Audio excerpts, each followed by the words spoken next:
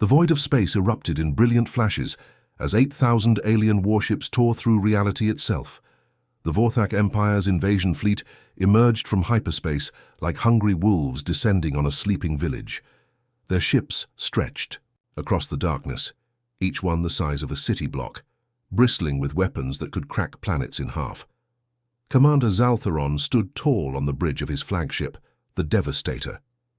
His crimson eyes swept across the tactical displays, showing his armada spreading into perfect attack formation.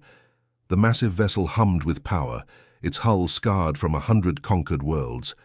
Through the viewport, Earth hung like a blue marble in the distance, completely unaware of its doom. "Another primitive world," Zaltharon growled, his clawed fingers drumming against the command console. "Their technology is laughably weak. A few chemical rockets and some basic orbital stations. We've conquered civilizations with their eyes closed." His second-in-command, a battle-scarred warrior named Krelvoth, approached with a datapad. "Sir, our scouts report their population at 7 billion. Standard subjugation protocols suggest we'll need less than 48 hours for complete planetary control." Zaltharon nodded with satisfaction. The Vorthak Empire had consumed over 3,000 worlds in their relentless expansion across the galaxy. Each conquest followed the same pattern. Arrive, demand surrender, crush resistance, harvest resources, move on. Earth would be no different. Meanwhile, on Earth's surface, alarms screamed across every military installation on the planet. Captain Park Minho rushed through the corridors of UNDEF headquarters, buried deep beneath Seoul. The United Nations Defense Force had been humanity's answer to potential extraterrestrial threats, though no one had expected those threats to arrive with such overwhelming force. The command center buzzed with desperate activity. Dozens of officers stared at screens, showing the impossible sight above their heads. Lieutenant Kim Jisoo, her face pale but determined, coordinated communications from governments worldwide. Presidents, prime ministers, and military leaders, all asking the same terrified question. "How do you fight something this massive?" "Sir, we're receiving transmissions from the alien fleet," Jisoo reported, her voice cutting through the chaos. "They're broadcasting in multiple languages. It's a surrender demand." Minho stopped at the central holographic display, showing Earth surrounded by red dots representing enemy ships. Each dot represented more firepower than humanity had ever dreamed of creating. The aliens had positioned themselves just beyond Earth's moon, close enough to strike anywhere on the planet, within minutes. "What exactly are they saying?"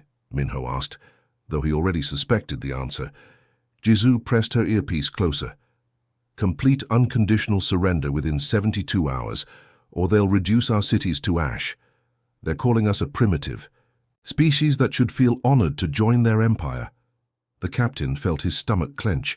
72 hours to save 7 billion people from aliens who treated planet killing like a casual afternoon activity. Around the command center, Junior, officers looked to him for answers he didn't have. Earth's combined nuclear arsenal might scratch the paint on those alien ships, assuming they could even reach them. But while panic spread through government buildings worldwide, Dr. Lee Hyun-woo worked frantically in his hidden laboratory complex, in the mountains outside Seoul.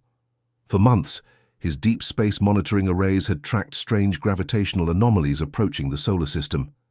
While everyone else dismissed them as cosmic debris, Hyun-woo had recognized the signatures of massive artificial objects moving faster than natural physics should allow. His team of brilliant scientists had spent weeks preparing for this moment. Dr. An Soo-young, his quantum physics specialist, calibrated exotic sensor equipment.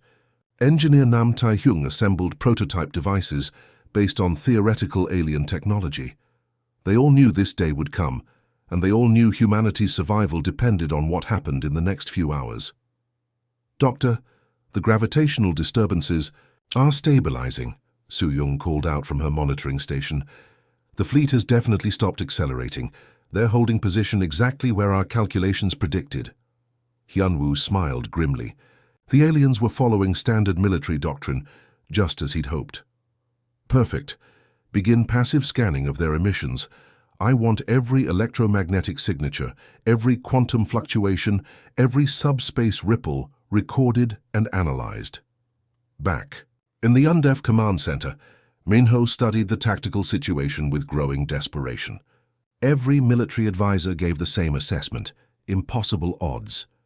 Earth's defense satellites could maybe take out a few alien fighters before being vaporized. Their orbital platforms might last minutes against weapons designed to conquer entire star systems. "Sir, what should I tell the alien fleet?" Jisoo asked. "They're demanding an immediate response." Minho looked around the command center at faces filled with fear and determination. These people had families, dreams, entire lives. That would end if he made the wrong choice. But somewhere in his gut, he felt that surrendering immediately would be just as deadly as fighting. "Tell them we need time to consult our world governments," he said finally. "Diplomatic protocol requires we follow proper channels." Jisoo nodded and began transmitting. Above Earth, the alien fleet waited with predatory patience, confident that these primitive humans would soon kneel before the might of the Vorthak Empire. They had no idea that humanity's greatest weapon wasn't in their military arsenals. It was in their refusal to give up without a fight.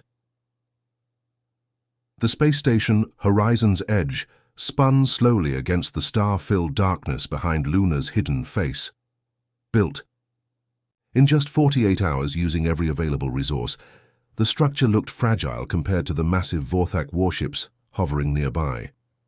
Human engineers had worked around the clock, welding together modules and life support systems, while alien sensors watched their every move. Ambassador Song Mirai stepped through the airlock, her diplomatic training keeping her face calm despite the butterflies in her stomach. Behind her walked Colonel Choi Jae-won, his military uniform pressed despite the rushed journey from Earth. Dr. Yoon Sun-hee brought up the rear, her scientific equipment disguised as standard diplomatic recording devices. The meeting chamber had been hastily pressurized and furnished with a simple metal table. Through the transparent aluminum windows, Earth hung like a jewel in the void, beautiful and vulnerable. Mirai forced herself not to think about the 7 billion people depending on what happened in this room. The airlock on the opposite side hissed open, and humanity got their first close look at their would-be conquerors. Sub-Commander Valkorath entered with the confidence of someone who had done this 1,000 times before. He stood nearly 8 feet tall, his reptilian skin covered in natural armor plates that gleamed under the station's lights. 4 arms, moved with predatory grace, while his yellow eyes surveyed the humans like a cat studying mice. 2 Vorthak soldiers flanked him, their weapons humming with barely contained energy. Their battle armor bore scars from countless worlds, each mark a testament to another civilization's fall. They positioned themselves perfectly to cover every angle of the room, professional killers who had turned conquest into an art form. "So," Valkorath said, his voice translated by a device that hung around his thick neck, "these are the creatures who dare to resist the Vorthak Empire." He settled into a specially reinforced chair, his forearms folding across his chest. "I have conquered species with technology far beyond yours. This meeting is merely a formality." Mirai sat across from him, her hands steady as she activated her own recording device. "We appreciate your willingness to discuss terms, Sub-Commander. Perhaps we can find a solution that benefits both our peoples." Valkorath's laugh sounded like grinding metal. "There is no discussion, human. You will submit completely to Imperial rule, or your world will burn. These are the only options your primitive species will receive." The alien leaned forward, his scarred face inches from Mirai's. "Do you know how many worlds have begged for mercy at this very table? Do you know how many species thought they could negotiate with the Empire? They are all dust now, their planets stripped bare, their populations scattered across the galaxy as slaves." Colonel Jae-won's jaw tightened, but he remained silent. His job was to observe and advise, not to provoke a creature that could snap his neck with one hand. Instead, he studied the aliens' equipment, noting weapon placements and technological details that might prove useful later. Mirai nodded thoughtfully, as if considering the alien's words. "Your empire must be vast indeed to control so many worlds. How do you manage such distances? The logistics alone must be staggering." Valkorath seemed pleased by the question, his pride overriding his caution. "The Empire spans 4 spiral arms of this galaxy. We maintain control through fear, overwhelming force and superior technology. Our supply networks stretch across 2 million light-years, supported by conquered worlds that fuel our war machine. Fascinating, Dr. Sunhee interjected, her scientific curiosity seemingly genuine. How do you coordinate fleet movements across such vast distances? Do you use quantum communication networks? The sub-commander's eyes gleamed with superiority. Your species cannot even imagine the complexity of our systems. We use subspace relay networks powered by harvested stellar energy. Our command ships coordinate thousands of vessels simultaneously through quantum-entangled control matrices. As Valkarath spoke, his pride in the Empire's achievements made him increasingly talkative. He described their conquest protocols, their methods of breaking planetary defenses, and the technological advantages that made resistance futile. The human delegation listened with rapt attention, asking innocent questions that prompted even more detailed explanations. What the alien didn't realize was that Dr. Sunhee's equipment was recording far more than his words. Hidden sensors analyzed, the electromagnetic signatures radiating from Vorthak technology. Quantum scanners mapped the energy patterns flowing through their weapons and communication devices. Every piece of alien equipment in the room was being dissected and catalogued by instruments the aliens dismissed as primitive recording devices. Your military doctrine seems very systematic, Colonel Jaywon observed carefully. Do you always follow the same attack patterns? Valkarath's four arms gestured expansively. Why change perfection? We have refined our methods over millennia. First, we establish orbital supremacy.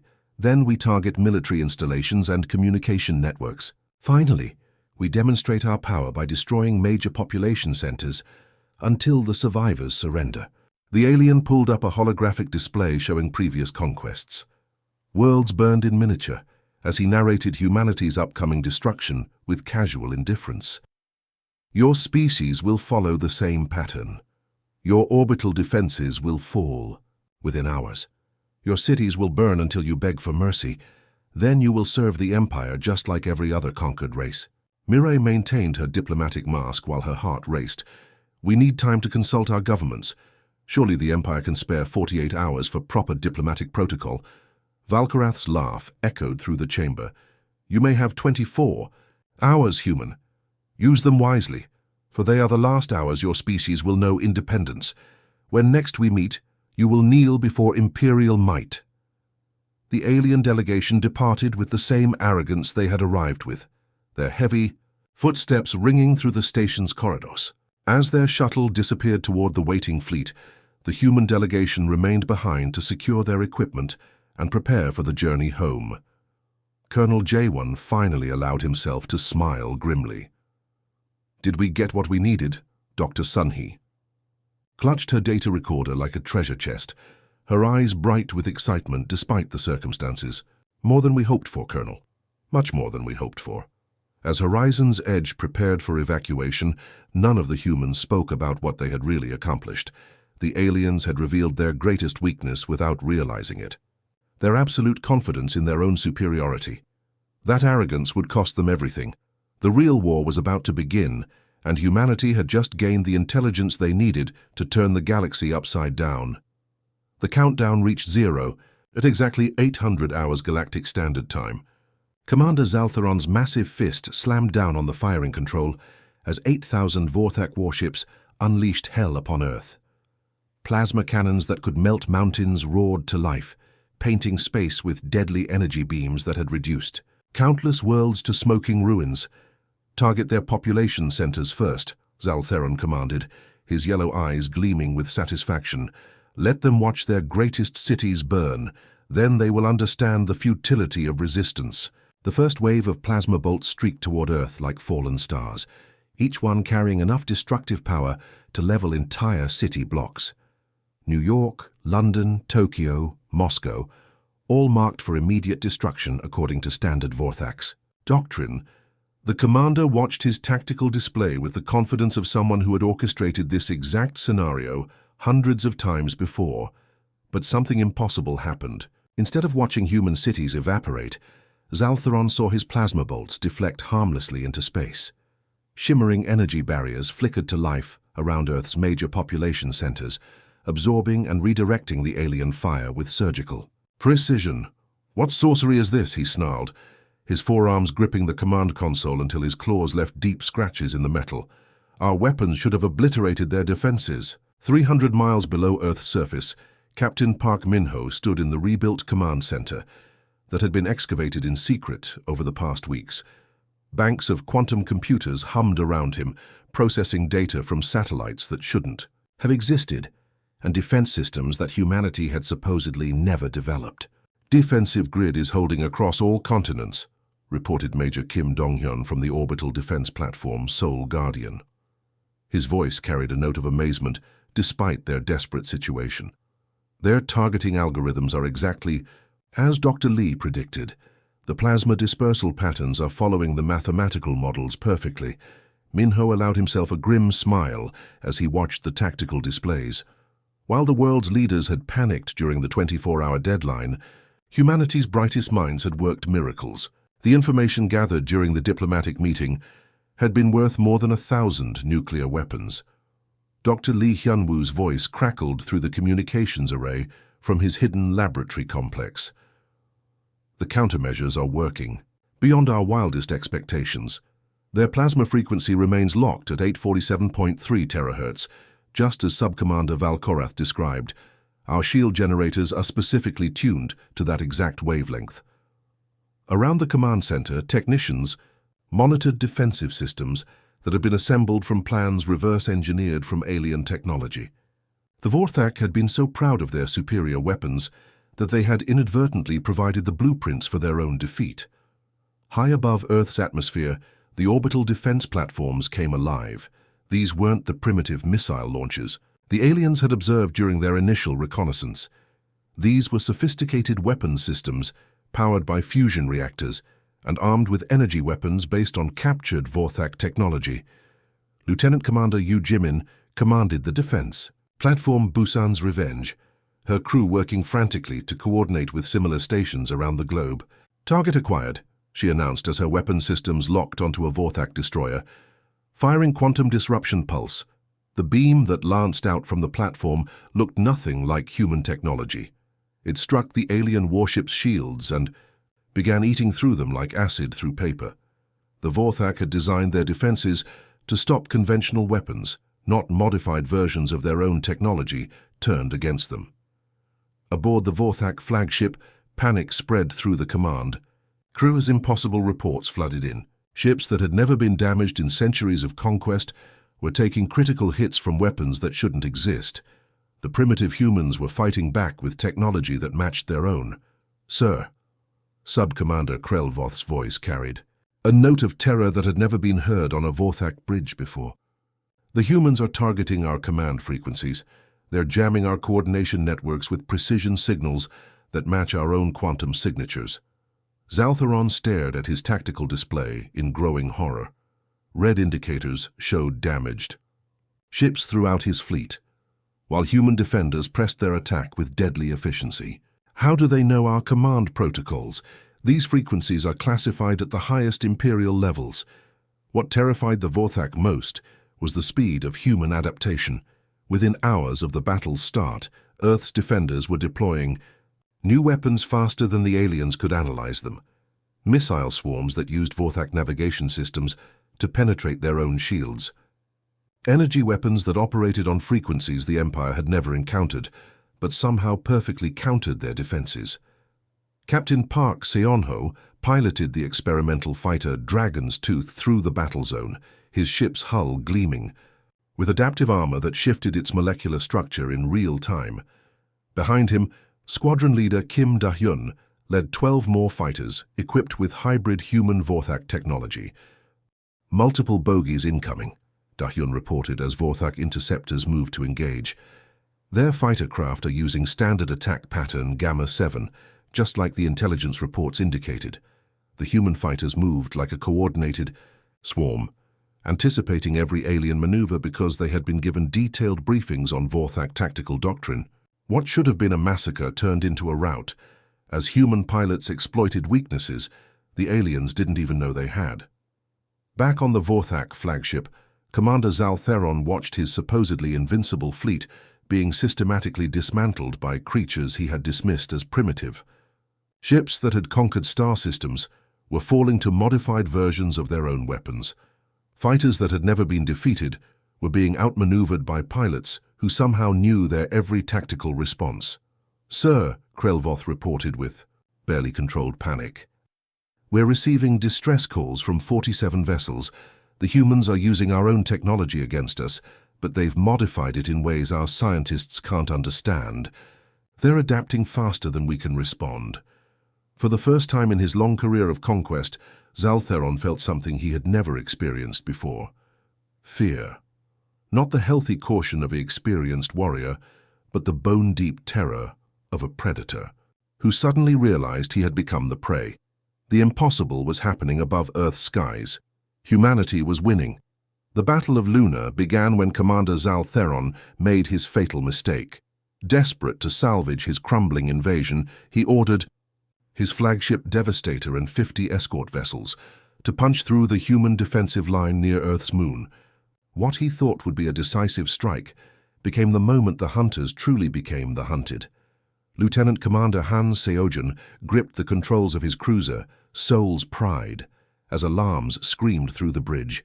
His ship was barely a tenth the size of the massive Vorthak dreadnought bearing down on them, but size no longer mattered in this war.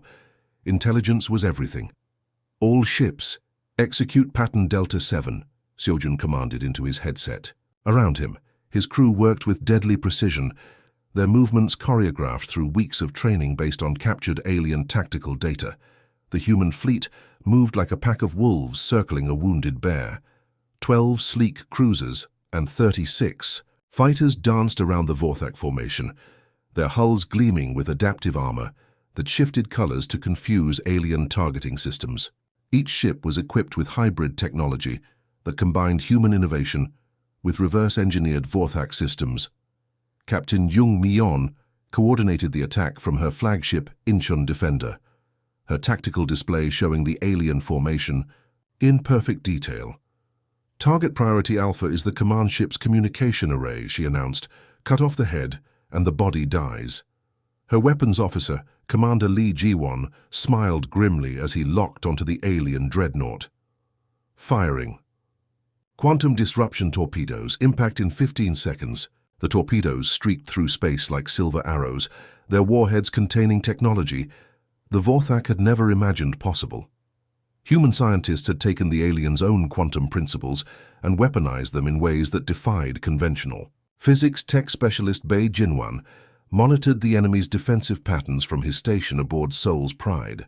"Their shield frequency is rotating every 3.7 seconds, he called out, his fingers dancing across holographic controls.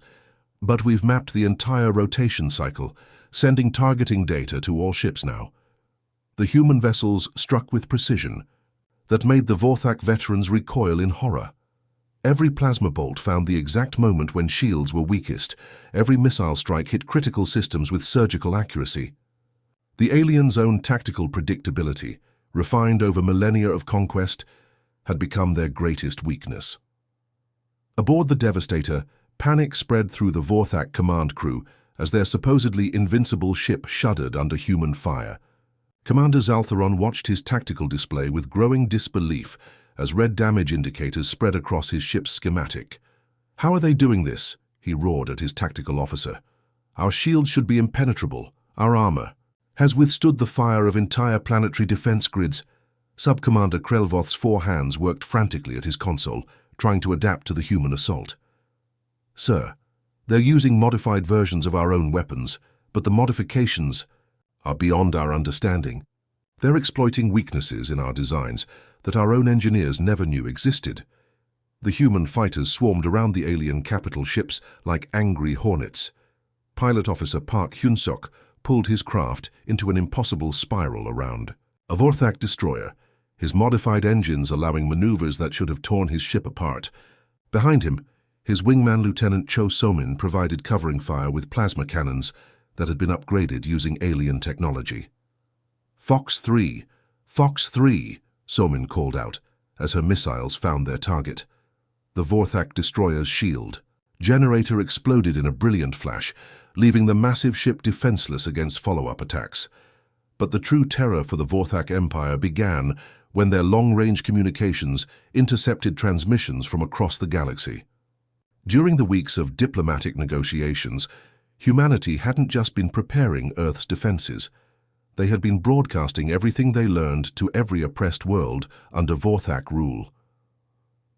The first rebellion erupted on Calathi Prime, where the enslaved insectoid population used human-provided shield technology to protect their uprising. The Calathi warriors, who had been forced to mine radioactive crystals for the Empire, suddenly found themselves equipped with energy weapons that could penetrate Vorthak armor. On the water world of Morvac, the aquatic natives emerged from their underwater cities with ships powered by fusion reactors built from human blueprints. The Vorthak garrison, accustomed to ruling through fear, found themselves facing enemies who knew exactly how to target their weaknesses. The crystalline beings of Zendara used human-provided quantum communication networks to coordinate simultaneous strikes across 17 star systems. Species that had been isolated and helpless for centuries suddenly found themselves connected in a galaxy-spanning resistance network. Sir, Subcommander Krelvoth reported to Commander Zal Theron, his voice barely controlled. "We're receiving distress calls from 47 colonial worlds. The subject populations are in open revolt. They're using our own technology against us, just like the humans." Zal Theron stared at his strategic display in growing horror. Red indicators appeared across half the galaxy as world after world threw off Vorthak rule. The empire that had taken millennia to build was crumbling in real time, collapsing under the weight of its own oppressive structure. "The humans," he whispered, understanding finally dawning. "They didn't just defeat our invasion. They've destroyed our entire civilization." The communications array crackled with desperate messages from Vorthak commanders across the galaxy, colonial governors begging for reinforcements that would never come, fleet admirals reporting the loss of entire star systems to coordinated rebellions. The proud empire that had conquered thousands of worlds was bleeding to death from a million cuts. On distant Vorthak Prime, the imperial capital received its first taste of rebellion as freed slave populations turned the empire's own weapons against their masters. The great pyramid cities that had stood for eons as symbols of Vorthak dominance burned under the fire of liberated peoples fighting with human-designed weapons. Back in the lunar battle zone, the Devastator listed heavily as human ships pressed their attack. Commander Zaltheron found himself facing the impossible reality that his invasion fleet was trapped in a war they could no longer win. Behind them lay a galaxy in flames. Ahead of them waited humanity, the species that had turned the natural order upside down. For the first time in Vorthak history, the conquerors were about to become the conquered. The massive space station New Earth hung in orbit above what had once been the proud capital of the Vorthak Empire. The world below showed scars of the recent liberation, burned imperial palaces, mixed with celebration fires as freed populations danced in streets that had known only oppression for centuries. The station itself was a marvel of cooperative engineering, built by dozens of species working together with shared technology and unified purpose. Commander Zaltheron walked through the corridors under heavy guard, his once proud armor now bearing the marks of defeat. The walls around him displayed holographic murals showing scenes from across the galaxy. Calathi children playing in schools, built with human educational technology, Morvac engineers designing new ships in integrated workshops, crystalline Zendaran, artists creating sculptures that celebrated their newfound freedom. The War Crimes Tribunal Chamber had been designed to accommodate representatives from every liberated world.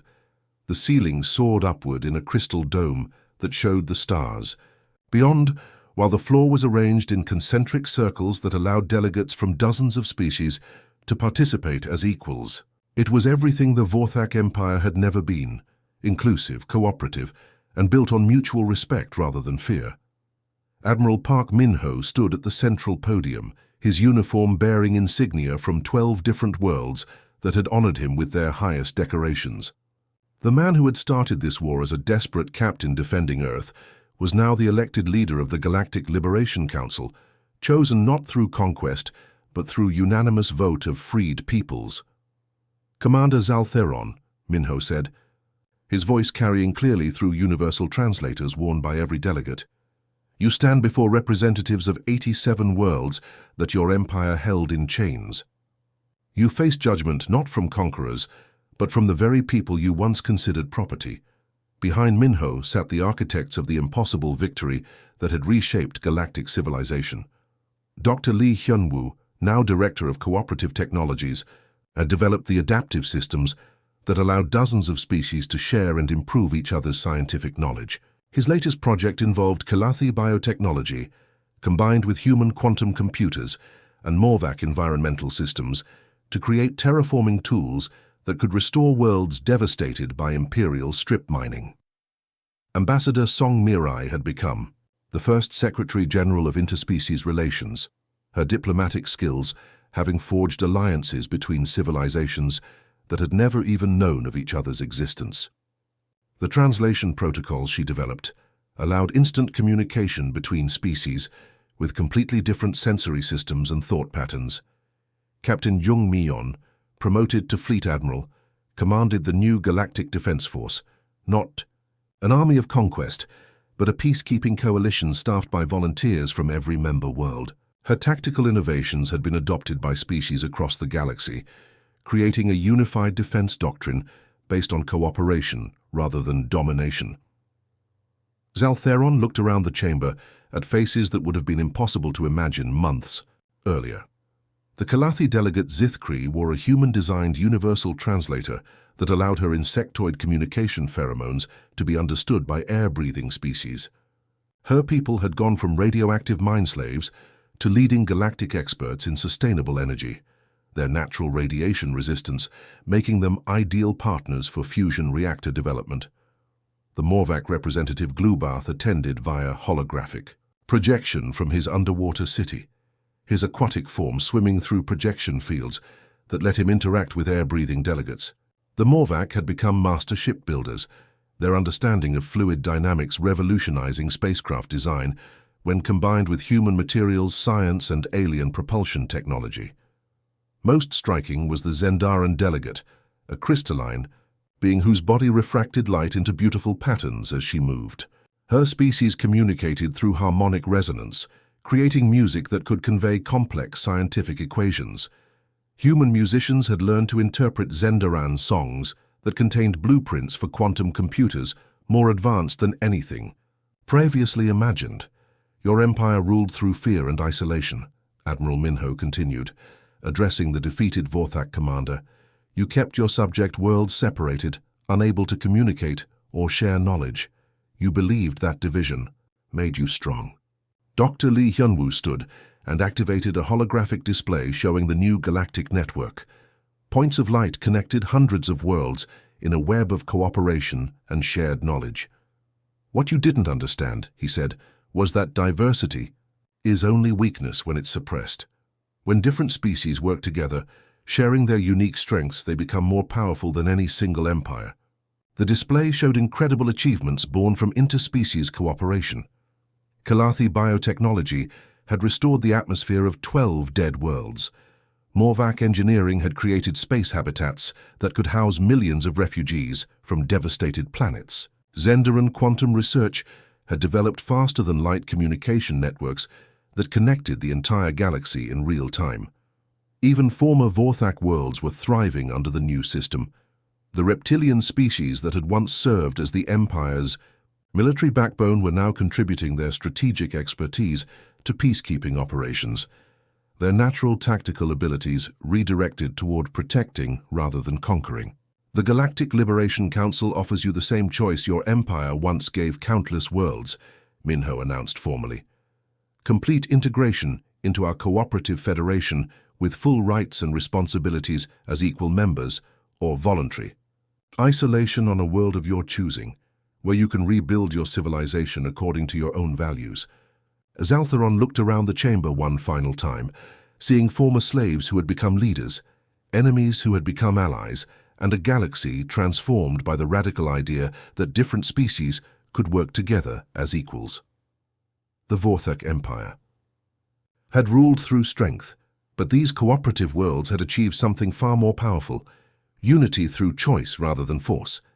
"We accept integration," he said quietly, his words carrying through the universal translators to every delegate present. "We have much to learn about cooperation, as the new Galactic Federation Charter was formally signed by representatives from over 300 worlds. The galaxy entered a new age. Humanity had not conquered an empire. They had liberated it, turning former enemies into partners and oppressed subjects into free citizens working together toward a shared future. The age of empires was over. The age of cooperation had begun, with Earth as the spark that lit the fire of freedom across the stars. The end,